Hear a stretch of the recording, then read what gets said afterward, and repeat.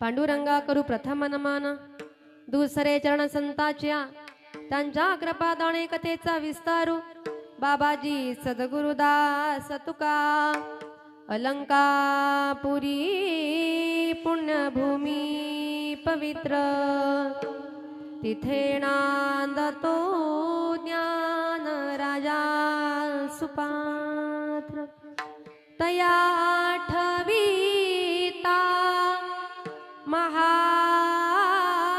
महापुण्यरासी नमस्कार माझा श्री सद्गुरु ज्ञानेश्वरासी ओम नमो ज्ञानेश्वरा करुणा करा दयाळा तुमचा अनुग्रह लाधलो पावन झालो चराचरी मी कळा कुसरी काहीच नेने बोलतो वचन अति भाविका एका जनार्दनी तुमचा दास त्याची आस पुरवावी वसुदेव सुतम देवम कंस चानूरमर्दनम देवकी परमानंदम कृष्ण वंदे जगद्गुरु आता हृदय हे आपुले चौफाळून या भले वरी बैसव पाऊले श्री गुरूंचे मनोजव मारुततुल्य वेगम जितेन्द्रियं बुद्धिमतामरिष्ठं वातात्मजं वानरयूतमुख्यं श्रीरामदूतं शरणं प्रपद्ये चलो आवो जी पवन कुमार पधारो हरि कीर्तन में चलो आओ जी पवन कुमार पधारो हरि कीर्तन में चलो आओ जी पवन कुमार पधारो हरि कीर्तन में चलो आओ जी पवन कुमार पधारो हरि कीर्तन में चलो आओ जी पवन कुमार पधारो हरि कीर्तन में चलो आओ जी पवन कुमार पधारो हरि कीर्तन में चलो आओ जी पवन कुमार पधारो हरि कीर्तन में चलो आओ जी पवन कुमार पधारो हरि कीर्तन में राम जी को लाना लखन जी को लाना राम जी को लाना लखन जी को लाना राम जी को लाना लखन जी को लाना राम जी को लाना लखन जी को लाना चलो जय श्री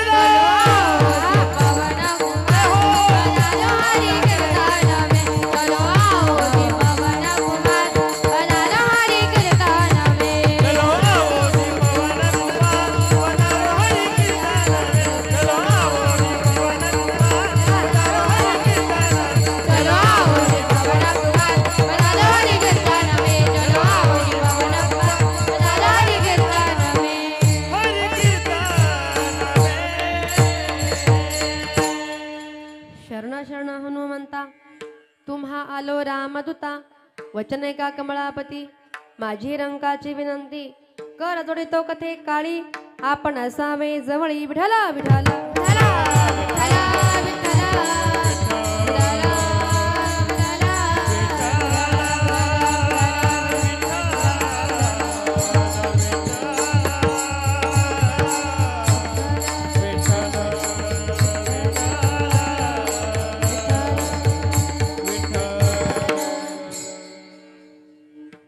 प्रस्तुत अभंगाला सुरुवात करण्यापूर्वी थोडासा परिहार द्यायचा तो असा आज या ठिकाणी कैलासवासी परम आदरणीय परम श्रद्धेय परम पूजनीय पिताश्री कैलासवासी मधुकर मारुती खैरनार बाबांचं आज या ठिकाणी प्रथम पुण्यस्मरण आणि त्याच्या निमित्तानं तुम्ही आम्ही सर्वजण नातेवाईक आप्तेष्ट मित्र परिवार परी पाहुणे सगळे सोयरे मंडळी आपण सर्वजण आज या ठिकाणी या कार्यक्रमाकरता जमलेले आहात।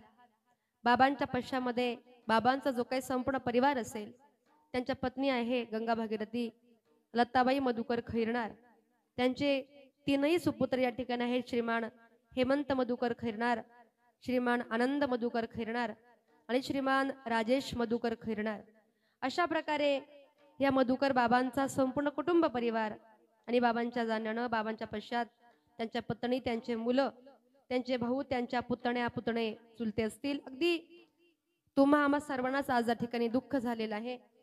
दुःखाचा आघात या ठिकाणी या खैरनार परिवारावरती कोसळलेला आहे. पण आपल्या बाबांना एक सदगती प्राप्त होण्याकरता, मोक्ष प्राप्ती होण्याकरता या परिवारानं गोड अशा कीर्तन रूपी सेवेचं नियोजन आज या ठिकाणी केलेलं आहे. प्रथमतः संपूर्ण या खैरनार परिवाराचे मनापासून धन्यवाद व्यक्त करते. ज्यांच्या माध्यमातून कार्यक्रमाकरता मला संपर्क झाला, बाबांचे तिन्ही मुलं असतील आणि आमचे आनंद भाऊ, खरं तर त्यांच्या माध्यमातून आज या ठिकाणी कार्यक्रमाकरता संपर्क झाला. पुनश्च एकदा या तिन्ही सुपुत्रांचे मनापासून धन्यवाद.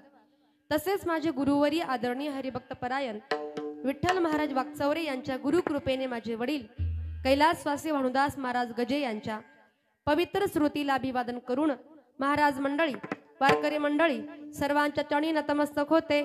मस्तक हे पायावरी वारकरी संतांच्या, वारकरी संतांच्या, वारकरी संतांच्या. मस्तक हे पायावरी वारकरी संतांच्या, जय हो वारकरी संतांच्या. हरी संतांच्या. मस्तक हे पायावरी वारकरी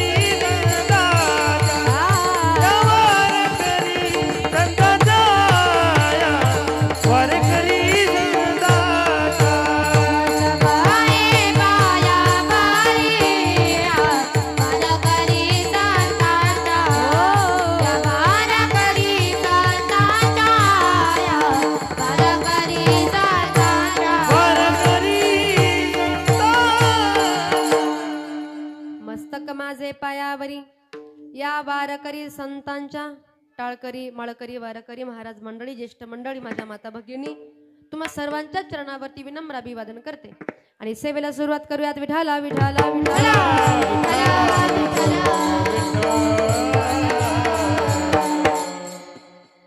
अभंगाला सुरुवात करण्यापूर्वी एक दोन सूचना अशा सांगते का कीर्तनामध्ये बसलात, माझा आवाज येतो का पाठीमाग?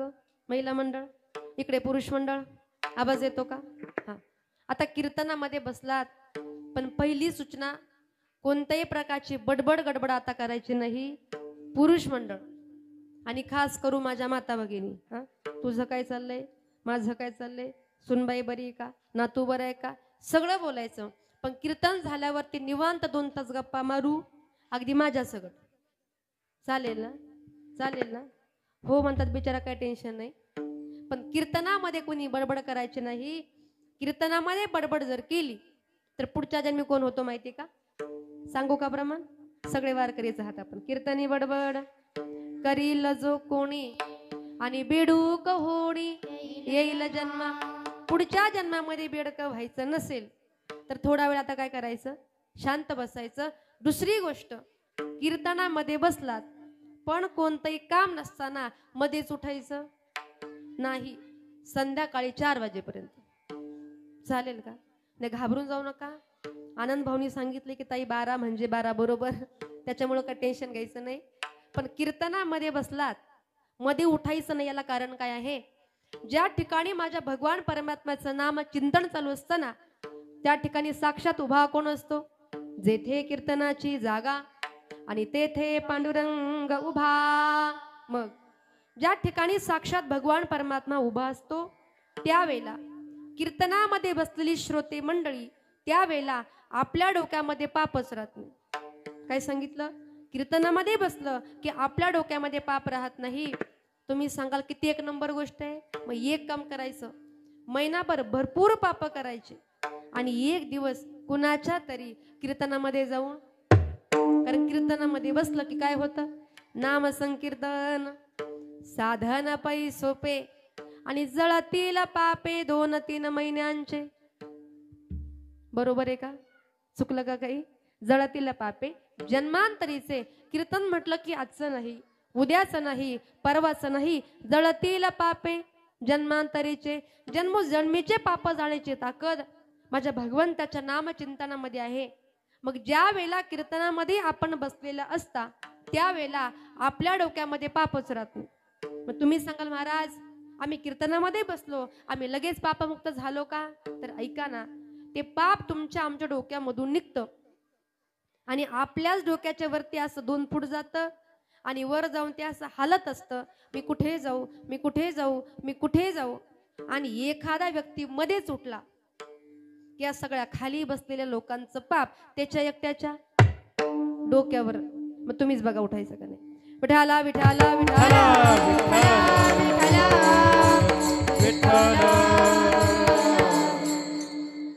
प्रस्तुत प्राप्त प्रसंगी प्राप्त स्थळी कीर्तनरूपी सेवेकरिता निवडलेला भंग, ज्यांनी भागवत संप्रदायाला भक्कम असा आधार दिला, आपल्या रसाळ कीर्तनामधून लाखो जड जीवांचा उद्धार केला आणि कीर्तनामध्ये नाचून ज्ञानाचा दीप जगामध्ये लावले.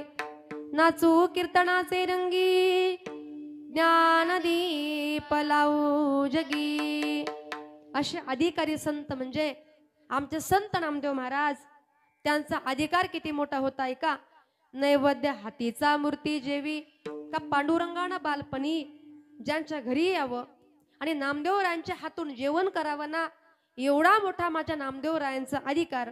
आता मला सांगा महिला मंडळ, आपल्या हाताने देवाने जेवण करावं ही सोपी गोष्ट आहे का? पण एवढा मोठा अधिकार माझ्या नामदेवरायांचा. एवढंच नाही तर ऐका प्रसंग सांगते का ज्या वेळेला माझे संत ज्ञानेश्वर महाराज आणि नामदेवराय भारतामध्ये तीर्थयात्रा करण्याकरता गेले होते आणि त्यांचा एक मुक्काम औंढा नागनाथ या ठिकाणी पडला. आता संध्याकाळची वेळ होती. त्या ठिकाणी नामदेवरायांचे कीर्तन ठरवण्यामध्ये आलं. कीर्तन सुरू झालं. कीर्तनाला एवढा समाज जमला होता का स्वर्गामधून 33 कोटी देवांपैकी 23 लाख देव नामदेवरायांचं कीर्तन ऐकण्याकरता खाली आले होते आणि स्वतः पांडुरंग परमात्मा त्या कीर्तनामध्ये भान अर्पून नाचत होते. नाचता नाचता रंग कीर्तनी भरला, प्रेमाचे निछंदे, प्रेमाचे निछंदे विठ्ठल नाचू लागला. नामदेव कीर्तन करी नाचता नाचता रंग कीर्तनी आला, प्रेमाचे निछंदे, प्रेमाचे निछंदे विठ्ठल नाचू लागला.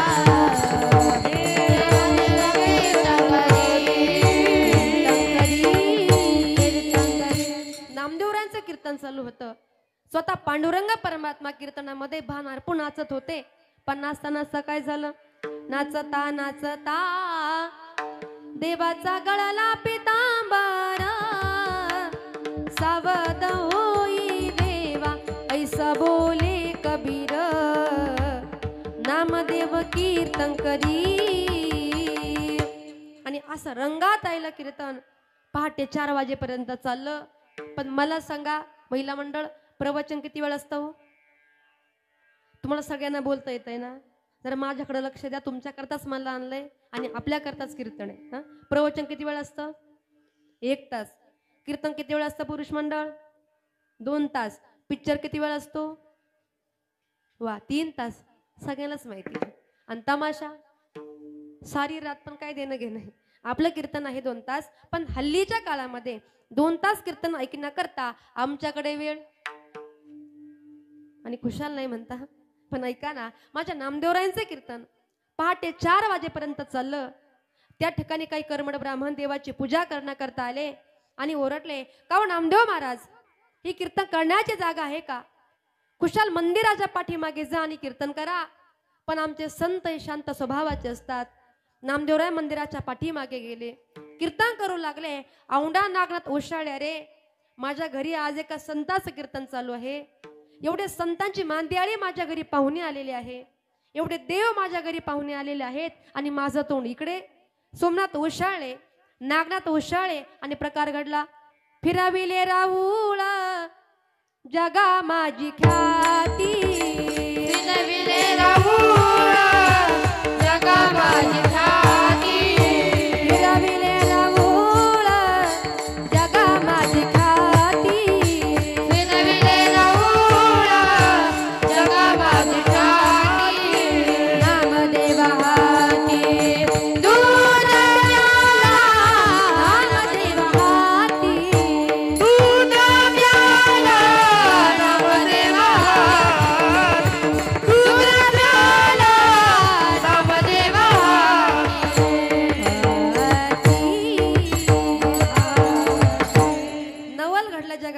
कुठलं नवल?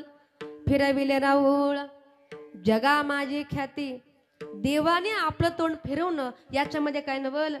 देव आपल्या भक्ता करता अगदी काहीही करतो. भक्ता राखे पायापासी दुर्जनाचे सहारी. पण निर्जीव दगडाचं मंदिर फिरणं याच्यामध्येही नवल नाही. फिरलं नसतं तर मग त्याच्यामध्ये नवल होतं. एवढा मोठा अधिकारी संत म्हणजे आमचे संत नामदेव महाराज. त्या संत नामदेव महाराजांच्या पट्ट शिष्य आमच्या संत जनाबाई. परभणी मध्ये गंगाखेड नावाचं एक छोटस गाव आणि त्या गावात जनाबाई जन्माला आल्या. पण लहानपणापासून त्या ठिकाणी भगवंताचं वेड असणाऱ्या विठ्ठलाची भक्ती करणाऱ्या जनाबाईंचा अभंग जनाबाई म्हणतात. जन्माला आलेला आहात ना, मग आपल्या देहाचं सार्थक आपण कसं करून घ्यायचं याचा विचार या अभंगामध्ये सांगितलेला आहे. विठ्ठला विठ्ठला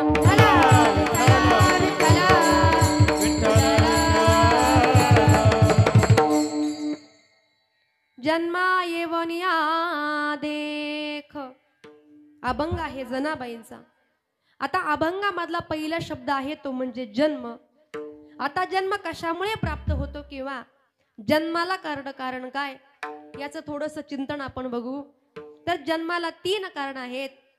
जन्माला पहिलं कारण आहे तुमचं आमचं पाप. जन्माला दुसरं कारण आहे तुमची आमची वासना. आणि जन्माला तिसरं कारण आहे तुमचं आमचं कर्म. आता पहिलं पाप. पाप कसं असतं बघा. तुम्ही सांगाल महाराज पापाची व्याख्या काय? पाप कशामुळे होतं तर ऐका. या ठिकाणी आलात ना, दुसऱ्या व्यक्तीला त्रास देणं, दुसऱ्या व्यक्तीला पीडा देणं, नवे दुसऱ्या व्यक्तीची आपण निंदा करणं यालाही शास्त्रामध्ये पापच म्हटलेलं आहे. आता निंदा म्हणजे काय माहिती का? महिला मंडळ निंदा माहिती का?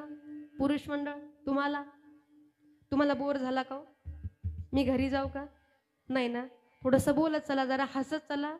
काही लोक कीर्तनामध्ये आले की आशे बसतात जसं काय त्यांना काहीच कळत नाही. पण ज्याला इथं येऊन बोर झाला ना, तो अख्ख्या जगात जरी कुठे गेला त्याला आनंद मिळू शकत का बरं?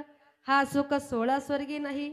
ज्याला कीर्तनामध्ये हसता आलं नाही तो या जगामध्ये कुठे जाऊ द्या, तो हसू शकत नाही. विठ्ठला विठ्ठला विठ्ठला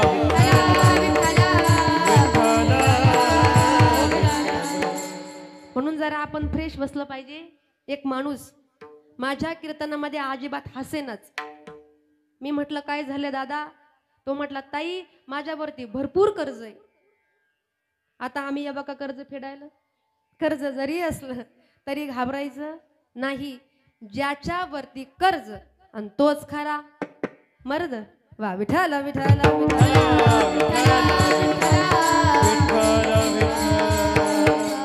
म्हणून कसं आपण हसलं पाहिजे, फ्रेश राहिलं पाहिजे. हा क्षण पुन्हा येईल का नाही सांगता येते का? क्षणभंगुर नाही बरोबर सांग. वारे सावध तोडा माया आशा. हा क्षण पुन्हा येईल का नाही आपण सांगू शकत नाही. आणि क्षणभराचाही तुमचा आमचा भरोसा आहे का? आनंदी जीवन जगलं पाहिजे. आता ओघाने आलं म्हणून एक उदाहरण सांगते. एका गावामध्ये एका बाईचा नवरा अजिबात हसेना. बरं का महिला मंडळ, एका बाईचा नवरा अजिबात हसेना. तिने अनेक जोक केले, अनेक विनोद केले, नवऱ्याला हसवायचा प्रयत्न केला, पण काही केला नवरा हसेनाच. म्हटली काय करावं बाई, एवढे प्रयत्न केले पण नवरा काय हसत नाही. म्हटली एक काम करते. आपला तालुका कोणता आहे? सिन्नर. म्हटली एक काम करते, जरा सिन्नर मध्ये शॉपिंग करण्याकरता जाते. बिचारा हसला तर हसला. बरं का महिला मंडळ, तुमचाही नवरा जर हसत नसेल तर पुढं काय सांगते ते ऐकून घ्या. विठ्ठला विठ्ठला विठ्ठला.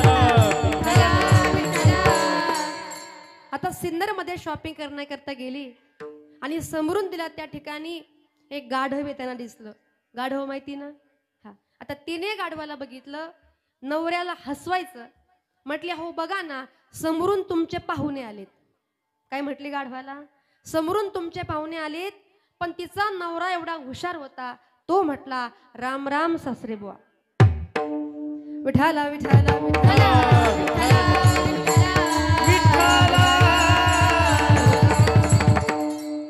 पण असे विनोद करण्यापेक्षा आपण हसलं पाहिजे ना. काही लोकांच्या तोंडाकडे आपण जर बघितलं ना, त्यांच्या तोंडावरती नेहमी 12च वाजलेले. 12 म्हणजे माहिती ना?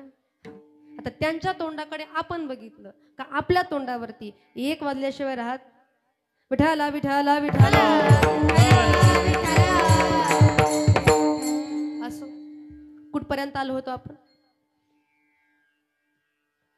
नळी फुंकली सोनारेनं असं काही नाही ना राम राम सासरे भाऊ होऊन गेला आता निंदेपर्यंत आलो होतो आपण बरोबर निंदा निंदा आपण कुणाची करतो हा महिला मंडळ कोण म्हटलं शेजारच्याची पण बरोबर आहे ती एक म्हण आहे बघा निंदकाचे घर असावे शेजारी ज्या व्यक्तीची आपण निंदा करताना त्या व्यक्तीचं जे काही सगळं पाप आहे ते सगळं पाप निंदा जो करतो ना त्याच्या माथ्यावरती येऊन बसतं मग तुम्हीच ठरवा आपण पापाचे भागीदारी व्हायचं का पुण्याचे भागीदारी तुम्ही सांगाल महाराज खरंच एवढी निंदा वाईट आहे का तर ऐका ना कबीरदाची गोड सांगतात का पूर्वीच्या काळी कौरव आणि पांडव नावाचे दोन बंधू होते पांडवांनी रात्रंदिवस फक्त एकच केलं भगवंताचं भजन आता दृष्टी पुढे ऐसा चितूर आहे जो मी तुझं पाहे पांडुरंगा किंवा आवडे हे रूप गोजिरे सगुण पाहता लोचन सुखावले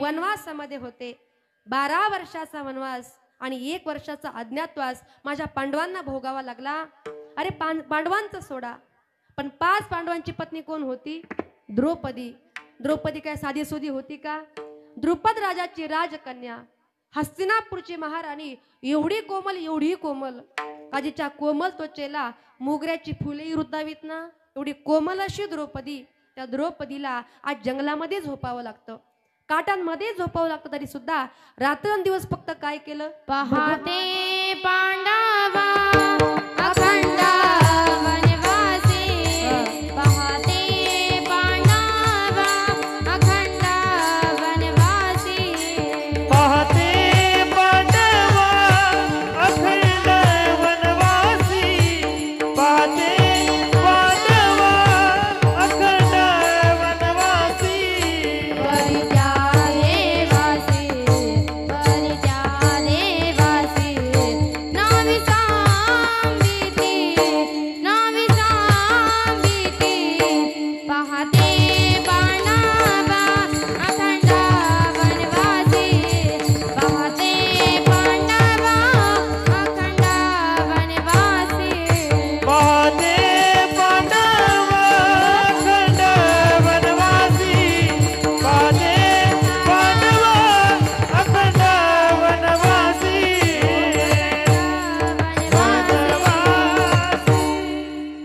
पाहते पांडवा अखंड वनवासी परित्या देवासी नवी संबिती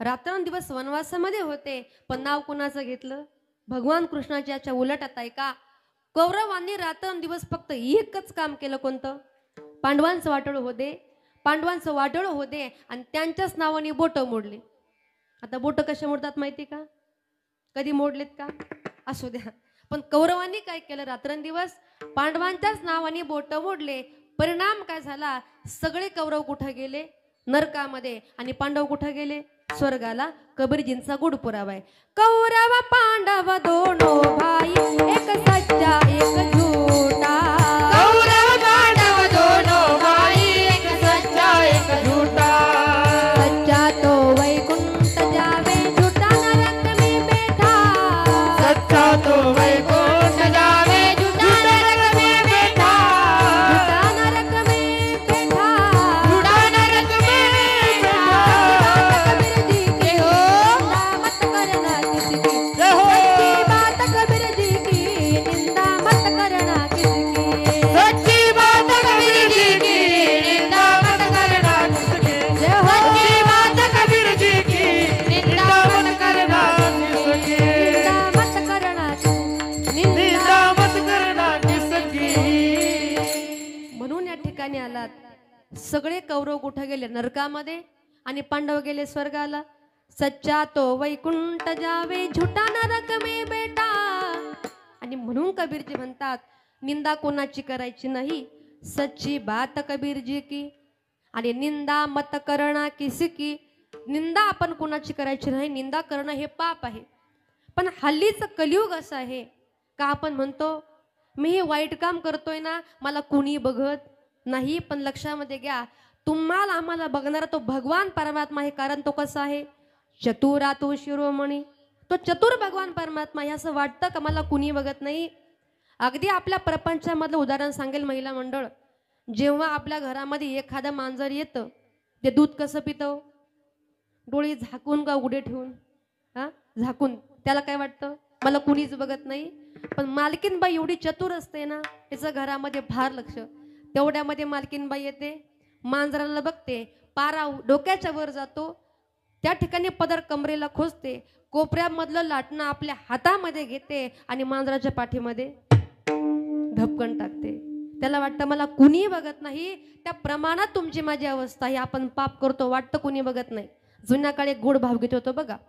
पिते दूध डोळे मिटुनी जात मांजराची, मनी चोरट्याच्या कारे भीती चांदण्याची, सरावल्या हातांनाही कंप का सुटावा, उघडदार देवा आता, उघडदार देवा, उघडदार देवा आता, उघडदार देवा. हो, असं वाटतं कुणी बघत नाही. पण तुम्हाला आम्हाला बघणार आहे तो म्हणजे भगवान परमात्मा. या ठिकाणी आलात ना, निंदा कोणाची करायची नाही. आणि करावीशीच जर वाटली तर निंदा अथवा स्तुती करावी देवाची. बाकीच्यांच्या नादी लागता कामा नये. कारण ही पृथ्वी कशी आहे? ही पृथ्वी गोल आहे ना. ज्या वेळेला एखाद्या व्यक्तीला या ठिकाणी आपण वाईट बोलणार, कुठं? इथं वाईट बोलणार. आणि पृथ्वी कशी आहे? अशी गोल आहे. एखाद्या व्यक्तीला आपण वाईट बोललं का पुन्हा फिरून फिरून ते कुठे येणार? परत आपल्याकडेच. कारण जैसी करणी वैसी. आपण जे पेरणार उद्या तेच उगवणार आहे. आणि म्हणून निंदा कुणाची करायची नाही. तुकोबरे म्हणतात, तुमच्याकडे एवढा वेळ जर असेल ना, बोलायचं असेल तर बोलावा, विठ्ठल पाहावा आणि करावा, हे केलं पाहिजे जन्माला. दुसरं कारण आहे तुमची आमची वासना. आता वासना कशी असते बघा. आपल्या एकदम दैनंदिन जीवनामधलं उदाहरण सांगेल. समजा एखाद्या व्यक्तीला खोकला झाला, तो डॉक्टरकडे गेला. डॉक्टरने त्याला औषधं दिले, गोळ्या दिल्या. आता हा मनुष्य घरी आला, तोंडासमोर कढी दिसली, चिंचा दिसल्या, तोंडाला पाणी सुटलं, तोंडाला राहवत नाही. यानं किती औषधं खाल्ली, किती गोळ्या खाल्ल्या म्हणजे याचा खोकला जाईल? मी तर म्हणते डॉक्टर जरी खाल्ला तरी याचा खोकला जाऊ शकत नाही. याचं नाव आहे वासना. नाथबाबा सांगतात, वासना ओढाळ गाय गड्यानो, वासना ओढाळ गाय, वासना ओढाळ गाय गड्यानो, वासना ओढाळ गाय, वासना ओढाळ गाय गड्यानो, वासना ओढाळ गाय, वासना ओढाळ गाय गड्यानो, वासना ओढाळ गाय. तिचा हाणून मोडावा पाया, तिचा हाणून मोडावा पाया, तिचा हाणून मोडावा पाय, तिचा हाणून मोडावा पाय, मोडावा पाया, तिचा हाणून मोडावा पाया, तिचा हाणून मोडावा पाय, तिचा हाणून मोडावा पाय. गाय गड्यानो, वासना ओढाळ गाय, वासना ओढाळ गाय गड्यानो, वासना ओढाळ गाय, ए वासना ओढाळ गाय गड्यानो, वासना ओढाळ गाय, वासना ओढाळ गाय गड्यानो, वासना ओढाळ गाय, वासना ओढाळ गाय. वा, कशी असते वासना? जिकडे जायचं नाही ना तिकडे जाणार, जे खायचं नाही ना तेच खाणार, जे बघायचं नाही ना तेच बघणार, जे ऐकायचं नाही ना. इथं कीर्तन चालू आहे पण काही काय म्हणत असतील, वा काय भारी. विठाला विठाला विठाला,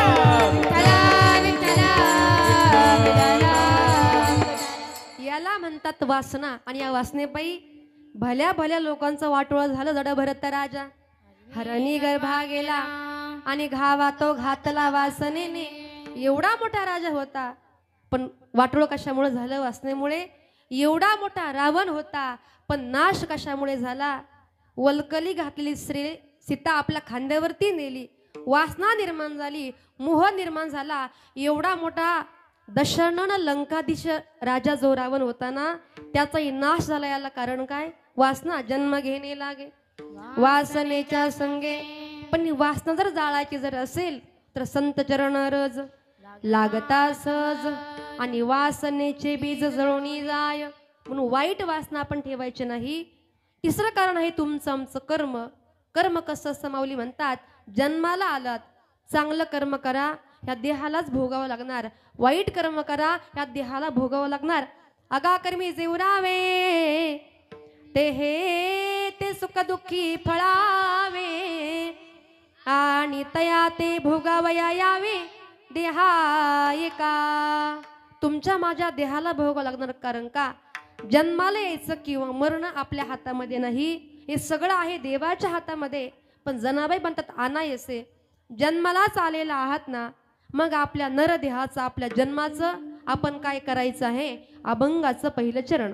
जन्माये वो निया देखा, जन्माये वो निया देखा, जन्माये वो निया देखा, जन्माये वो निया देखा,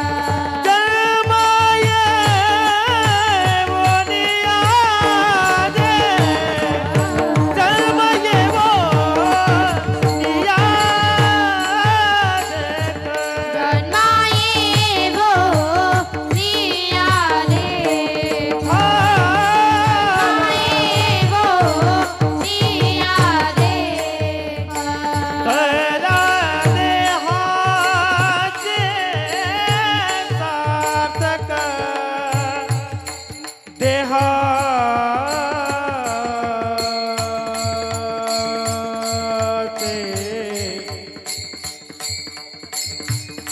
देहाते देहाते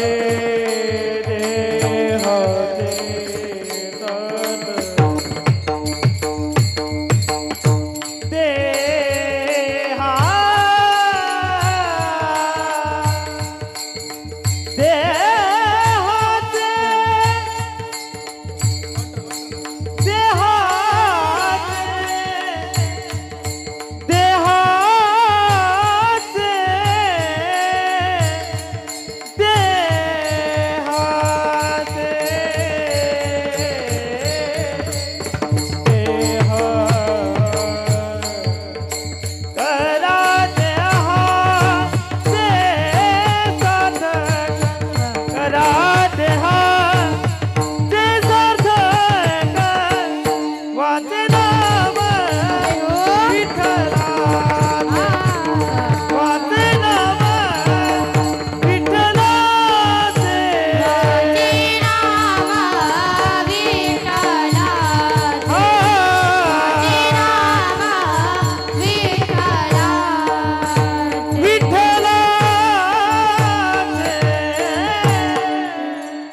जन्मा येऊन्या देख करा देहाचे सार्थक. जनाबाई म्हणतात अनायसे, तुम्हाला मला हा जन्म मिळालेला आहे ना, मग या देहाचं आपण सार्थक करायचंय. पण कसं करायचं तर लक्षामध्ये घ्या, ज्या भगवान परमात्म्यानं तुम्हाला मला अनमोल असं शरीर दिलंय, अनमोल असा नरदेह दिलाय, कशा करता? देवेलीला देहा गजना गुमटा, देवेलीला देहा गजना गुमटा, देवेलीला देहा भजना गमटा, देवेलीला देहा भजना गमटा.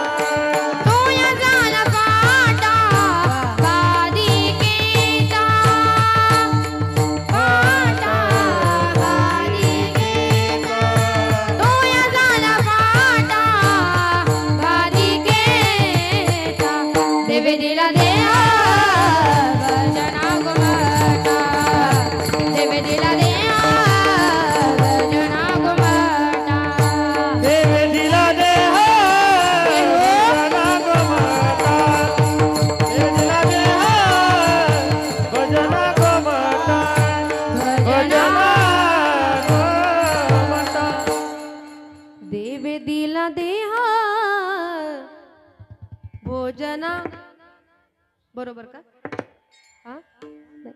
भजना गोमटा, तो या झाला फाटा बाधिकेचा, देवे दिला देहा. हो, इतकं अनमोल असं देह तुम्हाला मला मिळालंय कशा करता?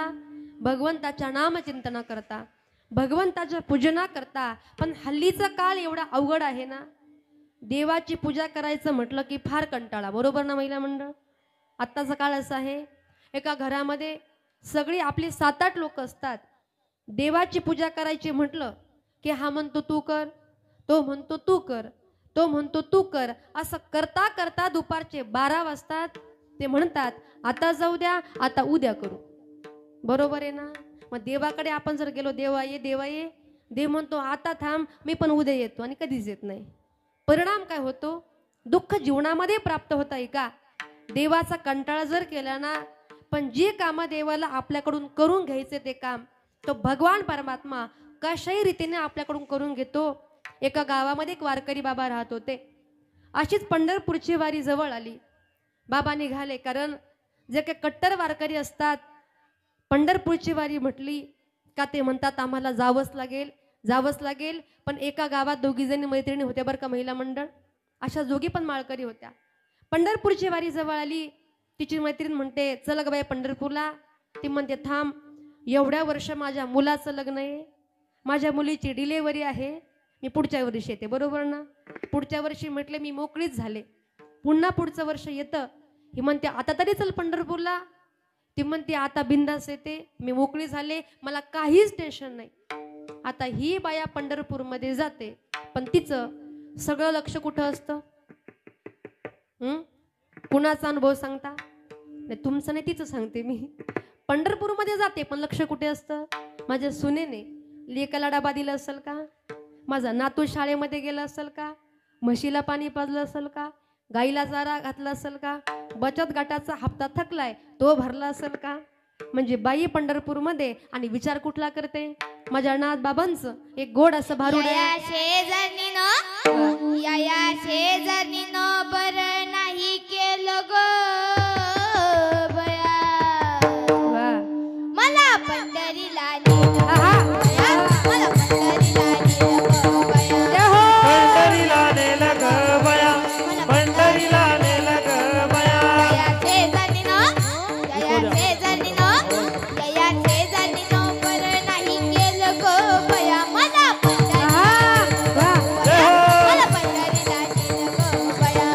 पंढरीला नेलं ग बया, पंढरीला नेलं ग बया. पंढरीची वाट लय वगळ, काय सांगू देवाची परव. पंढरीची वाट लय अवघड, काय सांगू देवाची परिवार. पंढरीची वाट लय वगळ, काय सांगू देवाची परव. पंढरीची वाट लय अवघड, काय सांगू देवाची परिवार.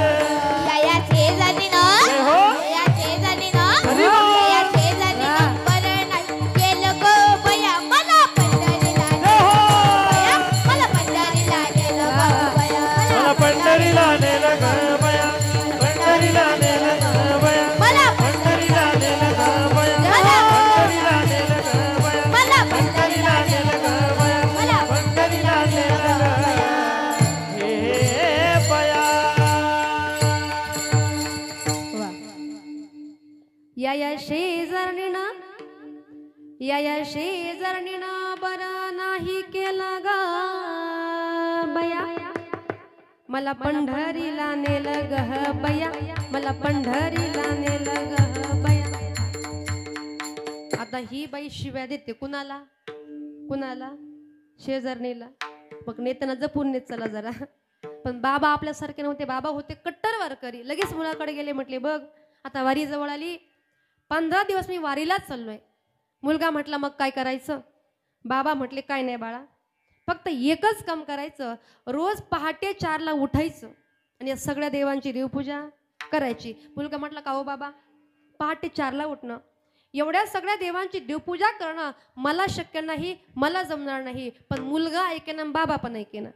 आता मुलानं विचार केला, नाही जर म्हणतो तर म्हातारा काही वारीला जात नाही, आणि म्हातारा जर वारीला जर गेलं नाही तर 15 दिवस म्हटलं घरी नुसते भांडणच भांडणं. एकदाच आपण हो म्हणून टाकू, पूजेचं नंतर बघता येईल म्हटला. त्या बाबांना होकार भेटला. बाबा वारीमध्ये गेले. मुलगा घरी आला, झोपला. पहाटेचे 4 वाजले आणि आईनं हाका मारण्या करता सुरुवात केली. आई म्हटली, उठ रे बाळा, देवांची देवपूजा करायची, देवांना गंध लावायचा आहे. हा हालत नाही, बोलत नाही, काहीच नाही. आई म्हटली, अरे उठ, देवांची देवपूजा करायची, देवांना गंध लावायचा आहे. हा म्हणतो, काय गाई, पहाटे 4ची झोप म्हणजे साखर झोप. बरोबर ना महिला मंडळ? साखर झोप असते ना? हो म्हणतात. तोही म्हटला, आई पहाटे 4ची झोप म्हणजे साखर झोप, कशाला कटकट लावली ग, देवपूजा कर, देवपूजा कर. आई म्हटली, अरे बाळा, देवपूजा करणं याला कटकट म्हणायचं नाही. आता कसा बसा उठला, आंघोळ केली, देवांच्या समोर जाऊन बसला. देवाऱ्यामध्ये बघितलं, म्हटलं एवढे 10-12 देव आहे, रोज पहाटे 4ला उठायचं, एवढ्या सगळ्या देवांची देवपूजा करायची, म्हटलं कोण करेल. रागाच्या भरात त्याने काय केलं, एका टोपलीमध्ये देवाऱ्यामधले सगळे देव भरले. म्हटलं आई, मी जरा विहिरीवरती जातो आणि या सगळ्या देवांना आंघोळ घालून आणतो. आई म्हटली, कशी घाल बाबा, पण देवांची आंघोळ मात्र झालीच पाहिजे.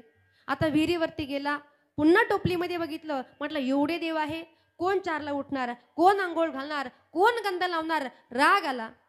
रागाच्या भरात त्याने काय केलं, 4-5 देव घेतले आणि विहिरीमध्ये खाली टाकून दिले. बाकीचे देव घेतले, घरी आला, देवाऱ्यामध्ये ठेवले आणि देवांच्या पुढे असा हात जोडून बसला. आई म्हटली, का रे बाळा, झाली का देवपूजा, लावला का देवांना गंध. हा म्हणतो, काय गाई, देवांना गंध कसा काय लावायचा. आई म्हटली, बाळा अरे झालं तरी काय. अगं आई, मगाशी विहिरीवरती देवांना आंघोळ घालण्याकरता गेलो होतो ना, 4-5 देवांनी काय केलं, म्हटला विहिरीमध्ये उडीच मारली. देवाला आता सुतक पडलं, म्हटला गंध कुठून लावायचा 10 दिवस. आईला राग आला. रागाच्या भरामध्ये एक अशी ताडकन मुस्काटामध्ये मारली. बरोबर अशीच बसली. आता बायको नेमक्या डिलिव्हरी करता माहेरला गेली होती. म्हटलं इथं राहून आईचा मार खाण्यापेक्षा आपण निघा, म्हटला सासरवाडीला, म्हणजे आपण मोकळे झालो. बरोबर सकाळचे 6 वाजले होते.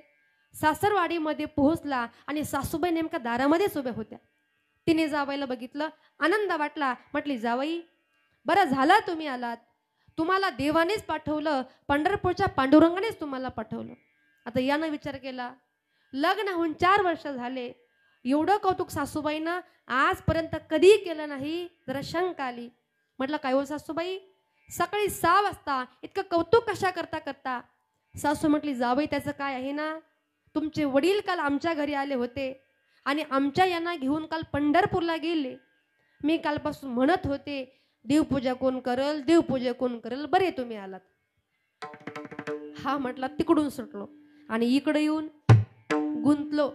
पण सासूबाईचा आदेश मोडता येईल का पुरुष मंडळ? सासूबाईचा आदेश मोडता येईल का? नाही म्हणतात बिचारे. तुम्हाला पण मोठा सासूरच आहे वाटतं. आता सासूबाईचा आदेश मोडता येणार नाही. पुन्हा 4 वाजले. सासूबाईने आवाज दिला, जावाई उठा. एका हाकेत जावाई उठला, डायरेक्ट बाथरूम मध्ये. लगेच त्या ठिकाणी देवांची देवपूजा करण्याकरता सुरुवात केली. आता जावायची देवपूजा म्हणजे काय हलक्या हलक्या गोष्टी होत्या का? अजिबात नाही. सगळ्या हायफाय गोष्टी, सुगंधी फुले, सुगंधी अगरबत्त्या, सुगंधी धूप आणि प्रकार असा घडला. याचा पूजेचा सुगंध त्यांच्या शेजारीन बाईला गेला.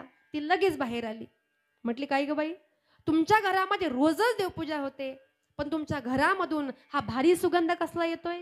म्हटली, काही नाही ग बाई, योगायोगाने आमचे जावई बापू आलेत आणि जावयाची देवपूजा म्हणजे सगळ्या हायफाय गोष्टी पाहिजे, सुगंधी फुले, सुगंधी अगरबत्त्या. म्हटली, काय ग, तुमचे जावई देवपूजा पण करतात का? म्हटली, हो, अतिशय छान प्रकारे, अतिशय उत्तम प्रकारे. म्हटली, मग एक काम कर, आमचे हे सुद्धा काल पंढरपूरला गेलेत, जरा तुझी झाली ना का माझी पण करायला. आता आतमधून हे ऐकत होतं. म्हटलं, देव मला काही सोडत नाही, मी कुठेतरी जातो आणि जीव देतो, एवढा देवाला वैतागला. बरोबर सकाळचे 8 वाजले होते. रागानं एका विहिरीवरती गेला. विहिरीमध्ये उडी मारणार तोच आवाज आला, अरे थांब, अरे कशाला मरतोस, कशाला जीव देतोस? तो होता एक शेतकरी राजा. अरे मरू नकोस रे, जीव देऊ नकोस रे, तुला प्रपंचाचा एवढा कंटाळा आला असेल ना, तू माझ्या घरी चल, तुला मी सांभाळतो. 2 टाइम चहा, 2 टाइम नाश्ता, 2 टाइम जेवण, दिवसभर आराम आणि फक्त एकच काम करायचं, पहाटे 4ला उठून देवपूजा. विठाला विठाला विठाला विठाला विठाला विठाला माझा दृष्टांत संपला पण सिद्धांत असा आहे देव तारी त्याला कोण मारे. कितीही मारण्याचा प्रयत्न करा देवाच्या मनात जर नसेल ना काहीच होऊ शकत नाही. कारण आपण जे बोलतोय हे सामर्थ्य कोणाचं आहे. चाले हे शरीर कोणाची असते चाले हे शरीर कोणाची असते चाले शरीर कोणाची असते चाले हे शरीर कोणाची असते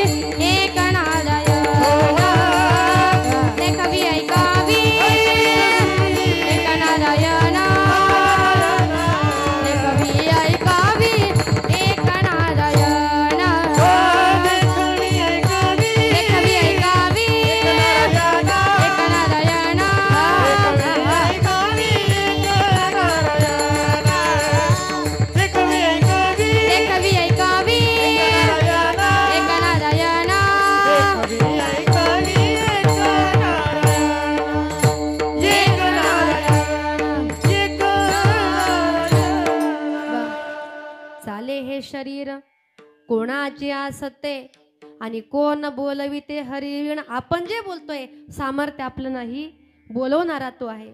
आपण जे चालतोय सामर्थ्य आपलं नाही चालवणारही तोच आहे. तुझ्या सत्तेने वेदांशी बोलणे सूर्याशी चालण्या तुझ्या बळे सगळं त्या देवाच्या हातामध्ये आहे.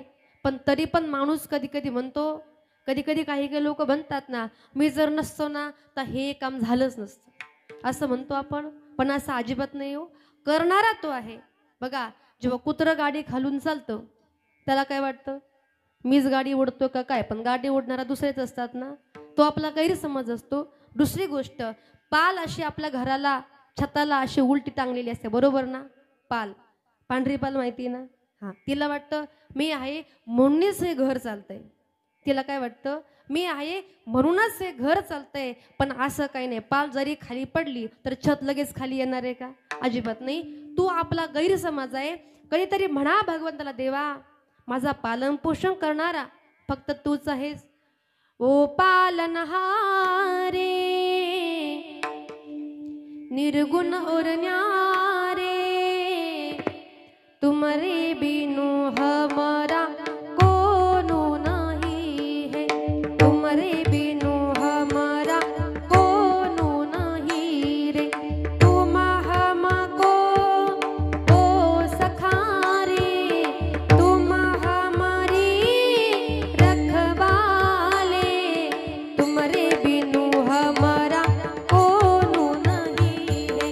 तुमरे बिनु हमारा कोनो नहीं है.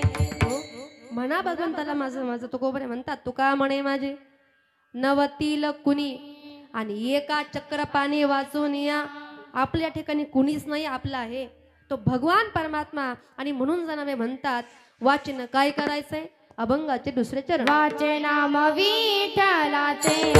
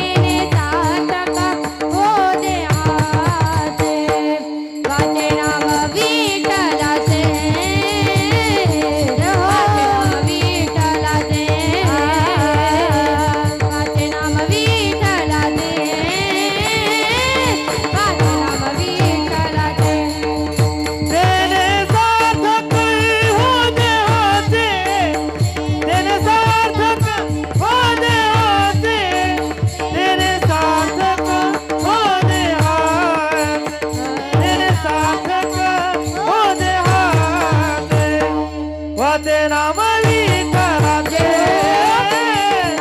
वाचे नाम विठ्ठलाचे वाचे नाम विठ्ठलाचे हो वाचे नाम विठ्ठलाचे देवाचे नाम विठ्ठलाचे ते सार्थक हो होते तेने सार्थक होते हाचे तेने सार्थक होते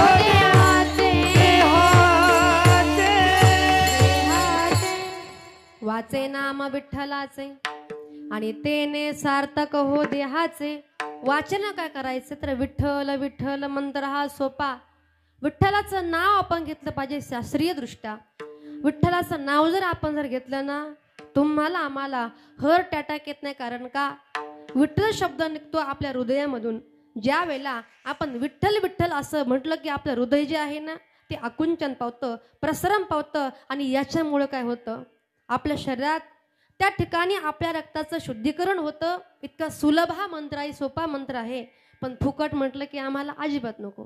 पण जनाबाई म्हणतात वाचे नाम विठ्ठलाचे आणि तेने सार्थक हो देहाचे. आम्ही या ठिकाणी आलो पण रात्रंदिवस भगवंताचं नामचिंतन केलं. कसं केलं जनाबाई म्हणतात आमच्या पाठीमागे एवढं काम होतं पण जनाबाई पूर्वीच्या काळी पहाटे 4 वाजता उठायच्या. आत्ताच्या किती वाजता उठतात 11 8 हा असू द्या बरोबर आहे. पण त्या जनाबाई पहाटे 4ला उठायच्या जातेवर बसायच्या आणि गोड गोड अशा ओया बोलायच्या. सुंदर माझे जाते ग फिरते बहुते ग ओव्या गाऊ कौतुकी तू रे बा विठ्ठला ओव्या गाऊ कौतुकी तू रे बा. हो आता एक कडवं झालं का लगेच ये रे बा विठ्ठला ये रे बा विठ्ठला ये रे बा विठ्ठला तू ये रे बा विठ्ठला. हा आणि आमच्या देवाचं वैशिष्ट्य असं आहे मनापासून हाक मारू द्या आल्याशिवाय राहत नाही. माझ्या द्रौपदीनं वस्त्र हरणाच्या वेळी मनापासून हाक मारली होती. कोठे गुंतलासी द्वारकेच्या राया वेळ का सखयाला वेला दीनानाथ ब्रिद सांभाळिया फुले नको पाहू केले पाप पुण्य. देवा माझं पाप बघू नकोस पुण्य बघू नकोस पण मनापासून हाक मारली. भगवान कृष्णाला यावंच लागलं. अरे माणसा करता येतो याच्यामध्ये काय नवल. 4 पायाच्या हत्ती करता गजेंद्र नावाच्या हत्ती करता माझा भगवान परमात्माला हक आहे लक्ष्मी. ती कहे गजराज आगे चलत गोली पिछे होत वाज. एवढा माझा भगवान परमात्मा कृपाळू आहे. मग मनापासून त्याचं नाम चिंतन आपण केलं पाहिजे. जनाबाई म्हणतात आम्ही देवाला बोलवलं ये रे बा विठ्ठला. देवाने विचार केला जनाबाई मला रोज बोलवते मग मी का बरं जाऊ नये. एक दिवस देव जनाबाईला दळण दळू लागण्याकरता आले. जनाबाई म्हटली बघ देवा दळण दळायचं पण असं मुक दळण दळायचं नाही. म्हटली मग काय. म्हटली ओव्या बोलायच्या. देव म्हटला जने ओव्या वगैरे मला काही येत नाही. जणी म्हटली अजिबात टेन्शन घेऊ नको मी पुढे बोलते तू माझ्या पाठीमागे बोल. देवाने जनाबाईच्या प्रेमाखातर अटमान्य केली आणि जनाबाईनं ओव्या बोलण्याकरता सुरुवात केली. पांडुरंग माझा पिता ग पांडुरंग माझा पिता. देवाने तेच बोलावं पांडुरंग माझा पिता ग पांडुरंग माझा पिता. पुन्हा जनाबाईने बोलावं पुंडलिक माझा बंधू ग पुंडलिक माझा बंधू. देवाने तेच बोलावं पुंडलिक माझा बंधू ग पुंडलिक माझा बंधू. पुन्हा जनाबाईने बोलावं रखुमाबाई माझी माता ग रखुमाबाई माझी माता. देवानेही कोणताही विचार न करता काय बोलावं. लागला का करंट. रखुमाबाई माझी माता ग. जणी म्हटली थांब देवा डोक्यात फरक झाला का काय. म्हटलं जणी अगं झालं तरी काय. म्हटलं संध्याकाळच्याला घरी जायचंय का नाही. रखुमाबाई तुमची माता आहे की बायको. कळलं तर किती मोठा त्या ठिकाणी व्हायचं. म्हटली एवढा देव आपल्या भक्ताच्या भक्तीमध्ये तल्लीन होत असतो पण त्याप्रमाणे भगवंताची भक्ती आपण केली पाहिजे. जनाबाई म्हणतात रात्रंदिवस फक्त एकच केलं वाचे नाम विठ्ठलाचे आणि तेने सार्थक हो देहाचे. आमच्या जन्माचं सार्थक झालं कारण त्या भगवंताचं नाम चिंतन किती मोठं आहे. पुढे सांगितलंय ऐसा नामाचा महिमा आणि शेषा वर्णिता झाली सीमा. तिसऱ्या चरणामध्ये जनाबाई म्हणतात देवाचं नाव एवढं मोठं आहे का व्यास मुनींनी 18 महापुराण लिहिले, पण देवाचं नाव किती मोठं आहे हे नाही सांगता आलं. शेषा वर्णिता झाली सीमा. शेषाने देवाला जाणण्याचा प्रयत्न केला पण नाही जाणता आला. माझ्या सरस्वती मातेनं पृथ्वीचा कागद केला, समुद्राची शाही केली, देवाच्या नावाचा महिमा लिहिण्याकरता सुरुवात केली पण नाही लिहिता आला. याचं कारण काय? माझे ज्ञानोबा माऊली म्हणतात त्या पृथ्वीपेक्षा पाणी 10 पट आहे, पाण्यापेक्षा तेज 10 पट आहे, तेजापेक्षा वायू 10 पट आहे, वायूपेक्षा आकाश 10 पट आहे, पण आकाशापेक्षा अनंत पटीने जे आहे ना गगनाहुनी वाड नाम आहे, नाम आहे, गगनाहुनी वाड नाम आहे, नाम आहे, गगनाहुनी वाड नाम आहे, नाम आहे, गगनाहुनी वाड नाम आहे. ज्ञानदेव पुसे निवृत्तीचे झाडा, गगनाहुनी वाड नाम आहे, गगनाहुनी वाड नाम आहे, गगनाहुनी वाड नाम आहे. ज्ञानदेव पुसे निवृत्तीचे चाड आणि गगनाहुनी वाड नाम आहे. आकाशाला अंत आहे का? त्याचे पेक्षाही मोठं माझ्या भगवंताचं नाव आहे. आणि म्हणून जणारे म्हणतात या ठिकाणी आलात माझं भगवान परमात्म्याचं नाव एवढं तारक आहे. चांगल्या भावनेने करा, तुमचं आमचं चांगलंच होणार. पण वैर भावाने जरी देवाकडे गेलात ना तरी चांगलं होतं. पुरावा सांगते, ज्या वेळेला पुतना माता भगवान कृष्णाला मारण्याकरता आल्या होता त्यावेळेला आपल्या स्तनामध्ये काळकुट्ट असं विष त्या ठिकाणी घेऊन आल्या. पण माझ्या कृष्णाने काय केलं? जी गती यशोदा मातेला, जी गती देवकी मातेला, तीच गती पुतना मावशी दिली. याचं कारण काय आहे? नाम चांगले चांगले माझे कंठी राहो भले, कपिकुळ उद्धरिले, मुक्त केले राक्षसा, राक्षसांचा देखील उद्धार झाला. एवढी ताकद आहे माझ्या भगवंताच्या नामचिंतनामध्ये. आणि म्हणून जनाबाई म्हणतात या ठिकाणी आलात, या सगळ्या विश्वामध्ये नामच तारक आहे. अभंगाचे शेवटचे चरण. नाम तारक